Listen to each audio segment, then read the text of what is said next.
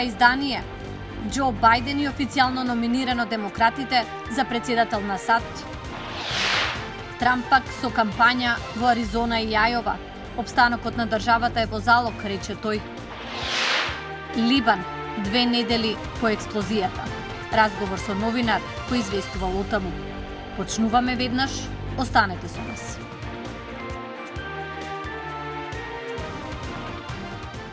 Поздрав до сите што не гледаат, ова е Newsflash на Гласот на Америка на македонски од Вашингтон. Јас сум Милена Ѓоргиевска.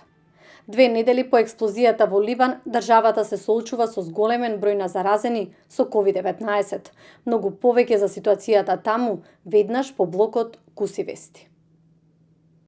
Вчера демократите официјално го номинираат Џо Бајден за нивен претседателски кандидат по поединечно гласање на делегатите од целата држава.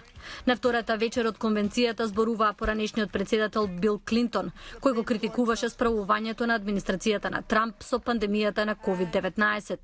Александрија Окасио-Кортес ги изнесе целите на прогресивното движење во незиниот говор, без да го спомене името на Џо Бајден, со што членката на Конгресот од Њујорк символично го номинираше сенаторот Берни Сандерс, што според конвенцијските правила е дозволено, а потоа испрати порака на Твитер со најдлабоки честитки за Бајден.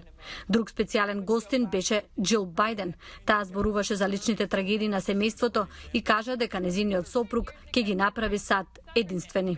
Вечерва ќе зборуваат поранешниот претседател Барак Обама и Хилари Клинтон, како и сенаторката од Калифорнија Камала Харис.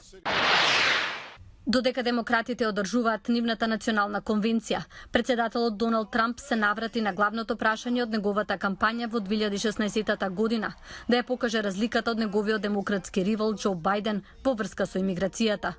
Трамп таргетираше гласачи во 2 од клучните држави со променлива историја на гласање и настојуваше да ги привлече гласовите на жените. Со неговата втора кампања во 2 дена, Трамп се надева да го запре скокот нагоре на неговиот ривал како резултат на конвенцијата, свртувајќи го вниманието кон имиграцијата, едно од најважните прашања за неговата политичка база. Раководителот на поштата на САД Луи Де Џој вети дека сите гласачки ливчиња на претседателските избори од 3 ноември ќе бидат доставени на време и ги суспендираше сите промени во агенцијата до после изборите, за кои демократите тврдеа дека би можеле да задржат милиони гласачи да бидат испратени до изборните официјални лица за пребројување. Околу 60% од населението во Либан живее на раб на сиромаштија, вели американскиот новинар Мајкл Кранц, кој 2 години известувал о таму. Во разговор со колешката Анита Шијакова, тој зборува за последиците од неодамнешната експлозија. Единствена шанса за Либан е да спроведе демократски избори, реформи на финансискиот сектор и расчистување со корупцијата и профитерството. Вака размислува Мајкл Кранц, американски новинар кој известувал за многу медиуми, меѓу нив и Ал Џазира и Фокс. Експлозијата во Бејрут ме шокираше бидејќи беше многу голема и близу до најпопуларниот дел од градот. Тој вели дека сликата од Бејрут е потресна.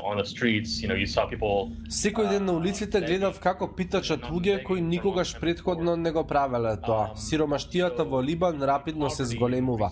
Се проценува дека 60% од населението живее на работна сиромаштија. Кранц вели дека Либан е во сериозна криза веќе година и половина. Често нема електрична енергија. Многу луѓе немаат средства ниту за основните потреби. Цените на храната растат, а валутата е девалвирана. Негова специјалност е економијата во регионот. Пишувал за кризата во Либан и како тоа се одразува на животот на луѓето во оваа држава. Револуцијата уште од октомври ги извади луѓето на протести на плоштадите во центарот на градот, но мислам дека уште поголем удар беше девалвацијата на валутата која ги погоди сите, и богатите и сиромашните.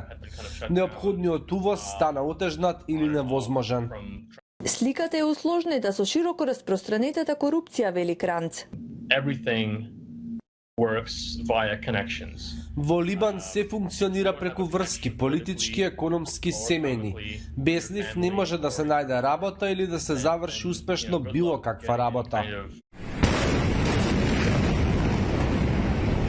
И во такви услови се случува експлозијата. the ammonium nitrate that was stored in the port. Амониум нитратот бил складиран таму и не бил преместен на безбедна локација, бидејќи изгледа дека надлежните сакале да го препродадат за профит. Wanted to resell this ammonium nitrate to make a profit. Реномираниот новинар и познаваш на состојбите во регионот ги покривал и терористичките напади во Триполи минатата година, протестите на опозицијата и револуцијата. Зголемен бројот на лица кои купуваат оружје во САД за време на пандемијата, открива извештај на институцијата Brookings. Меѓу купувачите се и лица кои никогаш претходно не поседувале оружје. Елена Волф за ова. Инструкторот по стрелање Сем Барбаков помага во празнењето на пиштолите по напорниот ден во стрелиштето. Ова се пиштоли за вежбање. Но тој секогаш со себе носи лично оружје. Барбаков верува дека доколку поседувате оружје, треба да го имате при рака. Замислете дека некој се обидува да провали во вашата куќа и вие му велите: чекајте да го отворам сефот. Не, пиштолот секогаш треба да биде со вас. Барбаков, кој во САД се доселил од Русија, од секогаш сакал оружје. И тоа е на вистинското место. Флорида е позитивно настроена кон поседување оружје. Жителите на оваа сојузна држава поседуваат 450.000 регистрирани парчиња огнено оружје.